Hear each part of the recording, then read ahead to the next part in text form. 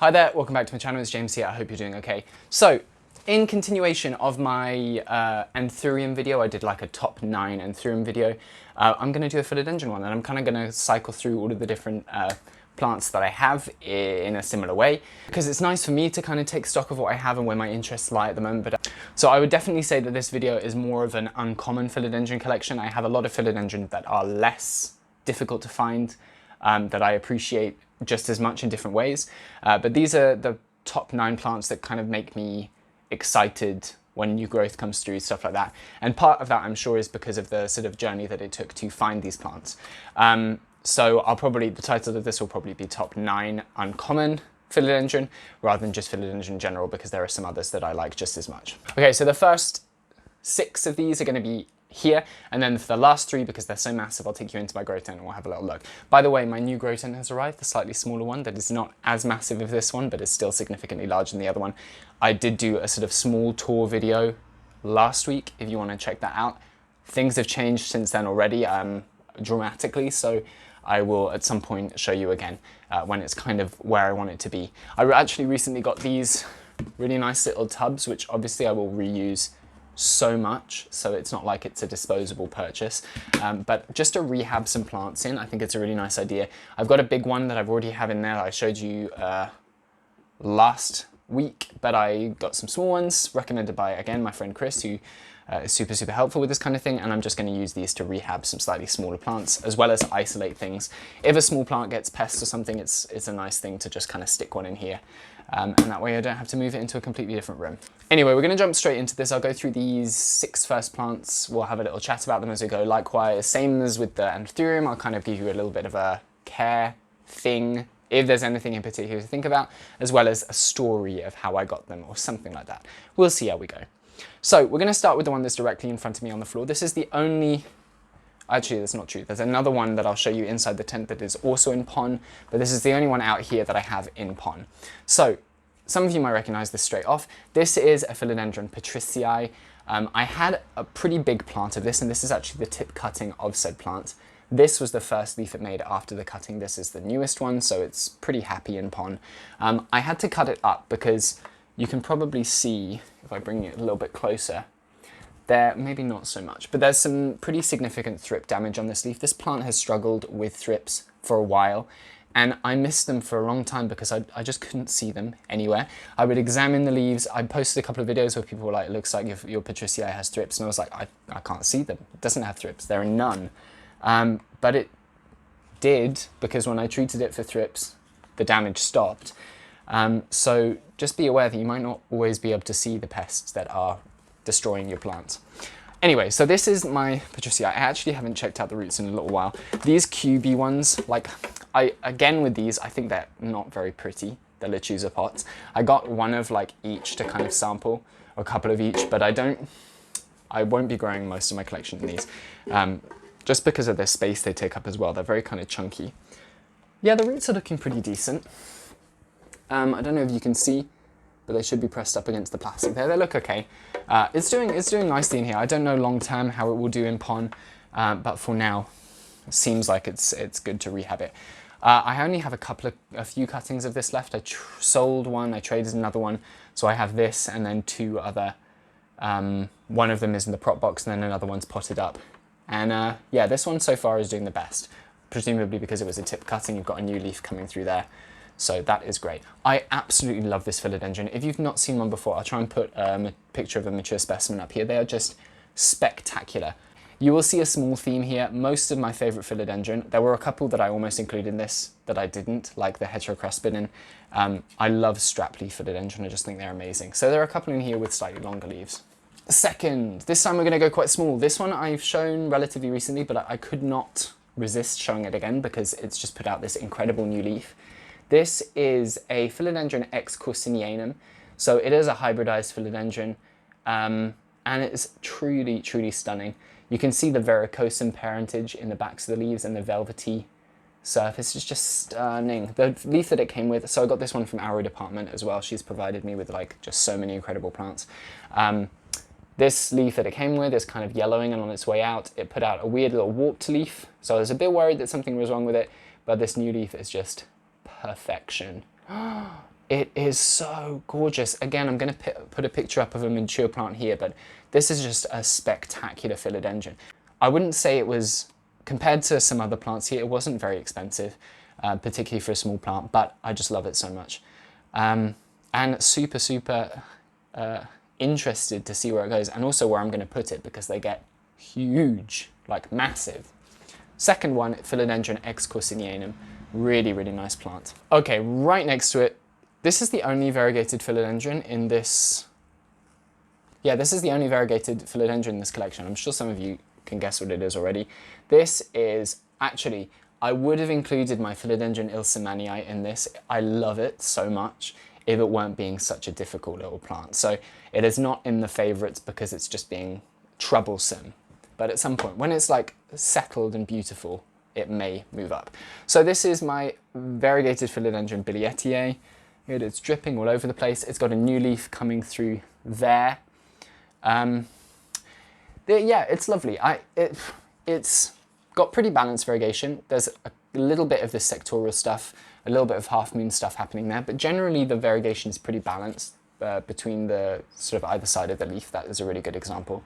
The lower ones were even better, but I cut them away. So when I propagate this one, I sold one recently, I normally cut it from the base. So as the plant grows out aerial roots, I'll put them back into the soil. And then when I'm ready to cut, it's a little bit invasive for the plant, but I'd rather do it this way than cut off the tip. So I just take it up, cut off the base node, which is already rooted, and then that's ready to trade or whatever. I think if you have a plant that has really, really good aerial roots, that's kind of a good way to go, because you give it a chance to really, really sort out a good root system for the cutting before you take it off. And the aerial roots in billietiae are just, can you see? I don't know. They go crazy. So this is one, there's one snaking up to the edge of the pot here, which you probably can't see. There's another one here. They love it. So yeah, I wasn't planning on cutting this, but I may do for a trade sooner than expected. I'll obviously wait until this new leaf comes through and see how its growth is doing, because it's just about recovered from the last cut. I also want to say that most of these plants here I bought for a fraction of their current price, their current market value. This, for example, was for this plant probably a fifth or less of what people charge for it now. So yeah, just so that's clear, I didn't spend an obscene amount of money on these at the time. I've said this before, but if I entered the hobby now, my collection would be so much smaller than it is. So I'm very, very glad that I came into it when I did. Number 4. This one's in Leca. Oh no, it's actually, the reservoir is empty, so it's not going to drip anywhere, meaning I need to water it. This is my Philodendron UPI, and it's kind of cute. It has, again, struggled. I've spoken about this before, but it really struggled with its roots for a long time. It's only just gotten established now that I've moved it to a brighter spot in the grow tent. As soon as it went there, it took off. So it put out this leaf, and then it's put out this little teeny leaf, which seems to happen to me with Leca. I've been flushing it out, so I think it's probably a pH issue, and I've said this before, but I will definitely be cutting and propagating the top part into my normal aroid mix, because it just seems to be, to me, it's a little bit less of a faff. I might try a node in pon as well, see how it does in there, although I imagine the results long term will be pretty similar. So yeah, this is my UPI. It came with all of its leaves with the characteristic little tails here, what are they called? Ears. But it's reverted to immature foliage, so the immature leaves kind of look like this. They've got the same skinny little bit around the midrib here, but they don't have the ears. And yeah, it's just a really nice plant. When it's growing, now that it's sort of growing, it seems quite vigorous. It puts out a lot of aerial roots as well that I've been feeding back into the Leca, so that's always a good sign if you're wanting to propagate stuff. Yeah, it's very satisfying. It's a very nice one to watch grow. Again, the prices at the moment are quite high, but at the time they weren't when I got this, or relatively they weren't. It's just a really, really nice plant. Philodendron UPI. Care-wise, very easy. Like, all philodendron are pretty easy. None of these are the difficult ones. I don't have any highland species here as far as I'm aware, so I'm not having to provide these with significantly cooler nights. They do very, very well in sort of relatively consistent heat. I've tried to create a slight difference in temperature between the tents. I have this small heater out here that I use very rarely because actually the lights put out a significant amount of heat, of warmth inside the tents. So this larger one that has a larger grow light, the temperatures kind of range between, when I've measured it, like just under 20, so 20 at night time, and then during the day it can get up to sort of 30-ish, just from the light, even without this. And the smaller tent, just because it has a smaller light and it's a little bit further back from this heater, the temperatures are just a little bit lower. It's noticeable when I go in there because I can sit in both tents, and sitting in this large one is just like sweltering. Sitting in the smaller one is a little bit more pleasant. So now we get to my two favorite of this batch, and then the ones in the tent are just like, I love them so much just because they're so big and they've done so well. Right here we have my Philodendron lynnhannoniae. It's just reached the point where the pink in the leaf is starting to dissipate somewhat. You can still see it a little bit in the back, and you can definitely still see it in the remains of the caterpillar and in the stem down at the base. I'll put a picture of what this leaf looked like when it was unfurling. It's so nice, so nice. I feel really, really honored to have this. I got it in a trade, and I'm just so happy that the person I traded with said yes, because I would not be able to get this otherwise, I don't think, currently. Very, very special plant.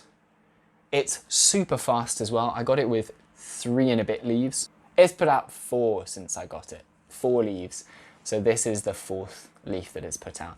And it's not finished growing yet. Like, as you can see, the previous leaf was a little bit larger, and this will swell a fair bit more. Yep, Philodendron lynnhannoniae. It certainly could do with a repotting soon, but it's very, very easy. I have it in quite highlight. It doesn't seem to bleach in the same way as my other philodendron, which tells me that it enjoys that highlight. And yeah, very, very cool plant. If you ever get a chance to grab one, do it, because it's totally worth it. So now we come to the plant that may well, I've spoken about this so many times before, but this may well be my favorite plant in my entire collection. This is the top cutting of my Philodendron bicolor. I cut this up yesterday. So yeah, this is the top cutting. It's got some really, really nice established aerial roots, which I've just fed into this moss. And I have 9 propagations. So this 9 propagations and then the base of the plant. So I left a few good nodes at the bottom just so it had some possibilities to sprout from. But I absolutely love this philodendron. If you haven't seen it before, obviously it looks pretty, I don't know, I think it's gorgeous from the front as well, just how deep and rich the leaves are. The new growth comes through like red, super red, and the backs of the leaves are really, really red. So this is where bicolor comes from. Obviously the leaf is split pretty evenly in half. The abaxials are red and the fronts of the leaves are green, and then it's got this really, I've shown this before, but I just keep doing it. The petiole is very evenly split, so the top part is green, the lower part is red, and it's just, this is the plant that if I could only keep one plant, I would keep it. Really lovely bicolor. I have some available for trade at the moment. I'm not looking to sell any. I'd rather not for now if possible. But if you are based in the UK and you want to swap something with me, get in touch via Instagram and we can have a chat, because I'd love to share these around. Lovely bicolor. Okay, that is it for out here. I'm going to take you into the tent. We'll have a look at the 3 final plants in this little top 9. Okay, so here we are in the grow tent, and I mean, can you guess what the first plant is? So, plant number 7 of my top favorite philodendron is this Philodendron glorious. So this is the hybrid of Gloriosa melanochrysum. This is its second to most recent leaf, and the most recent leaf has actually decided to stick its face against the wall back there. I don't know how clearly this is coming through. The light above is quite bright. But yeah, it is massive. I can't really bring it around to show you, but hopefully my hand there gives you an idea of the size. It's a large leaf, and there's a new one coming through right here, which will be facing in toward the center of the tent. So yeah, this is a plant that I have air layered. The stem is really thick, like juicy, chunky stem. And I air layered it down here. I'm actually gonna take this off and wrap some more sphagnum around it, because it has, like, as you can see, it's rooted pretty well in there to the point that the roots are kind of spilling out of that bag. So I just want to make sure they're really, really established before I cut it, because I want to maintain as much of the leaf size as possible. But yeah, this is my Philodendron glorious. I love it so, so much. I got it as a tiny little rootless, leafless stick, and here it is a little bit over a year later. Second one is the same story. So over in this corner over here is my Philodendron Splendid. It's always a little bit discolored at the moment because it's just a little bit too close to this grow light, but it is a sacrifice that has to be made. And the new leaves that have grown up a little bit out of the grow light are a little bit smaller. They're not as big, but the coloring is much, much richer, like really nice neon. And then the backs of the leaves are this like deep, deep red. And there's a new one coming through right here, which is gorgeous. Yeah, they're pretty big leaves. I think the biggest one that it's put out is that one that's back against the wall there, but I mean, this is pretty large too. Super nice. Philodendron Splendid. So this is their melanochrysum and verrucosum cross. All of these three are hybrids, and like hybrid vigor is really, really a thing with these. So much faster than the parent plants. The last one, no surprises, is my Philodendron Majestic. So it's quite small now because I cut it back. It was a couple of nodes taller than this, I think, when I cut it. Yeah, with some much larger leaves. So these leaves at the base here, those were the, sorry about the dirty floor there, moss and stuff. These leaves were the top leaves when I cut it. And yeah, it's doing nicely. So it's got a new leaf coming out here. It's got that verrucosum backing. It's got some really nice silver markings on the leaves, and it's just gorgeous. I need to make sure I give it a little bit better support and a bit more space. I've spoken about this before as well, but this one in particular of the three hybrids doesn't seem to like the bright light at all. You can see it's got this kind of yellowing to the leaves where the light has been a little bit too bright. This is, oh my goodness, look at that right there in the middle. That is a mealybug. I'm gonna kill it. But yeah, that happens. This is one of the plants that when I cut it, I will move into the other grow tent, or the propagations of it I will anyway, because the light will be, I think, a little bit better for it. So yeah, those are my three last philodendron that I wanted to talk about. Look at that leaf, really, really pretty. Philodendron Majestic, Philodendron Splendid, and the Philodendron Glorious. I wish I could show you the newest leaf, but alas, sorry about that. Thank you so much for watching. I hope you enjoyed that. If you want to see updates on all of these plants, you can check out my Instagram @slugplants. I post there pretty regularly. If you want to see more videos like this, subscribe to the channel, hit the bell icon, leave a comment down below. Let me know what your favorite philodendron are at the moment. And yeah, I will see you very, very soon. Thank you so much. Goodbye.